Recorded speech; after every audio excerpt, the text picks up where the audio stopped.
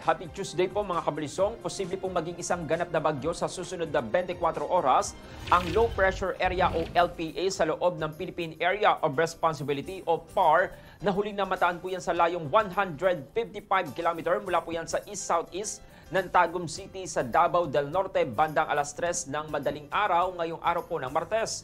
Dahil po sa epekto nito na sinabayan pa ng Intertropical Convergence Zone, magiging maulan po ang panahon sa bahagi po ng Visayas, maging sa bahagi po ng Mindanao ngayong araw base po yan sa Weather Advisory ng Pag-asa.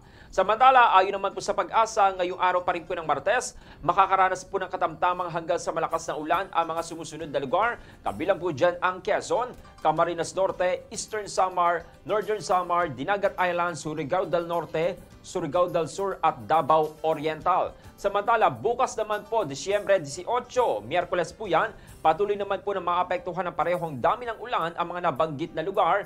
Kasama na rin po dyan ang Quezon, Camarines Norte, Eastern Samar, Northern Samar, Dinagat Island, Surigao del Norte at Surigao del Sur. Pagdating naman po sa araw ng Huwebes, Disyembre 19, magpapatuloy po ang katamtaman hanggang sa malakas na ulan sa Dinagat Islands at Surigao del Norte. Samantala, easterlies naman po ang posibleng magdala ng mga panakanakang ulan sa bahagi po ng Southern Luzon habang northeast monsoon naman o yung hanging amihan ang posibleng magdala po o makakaranas din po ng mga pabugso-bugsong ulan. Samantala, pinapalalahanan naman po ng Pag-asa ang publiko na maaaring mas mataas ang dami po ng ulan sa mga bulubundukin at mataas rin po sa mga lugar. At maaari pang lumala ang epekto nito sa ilang lugar dahil pa rin po yan sa mga nakaraang mga pag-ulan. At yan po ang ating ulat panahon. Magbabalik muli ang Good Morning Batangas. Good Morning Batangas.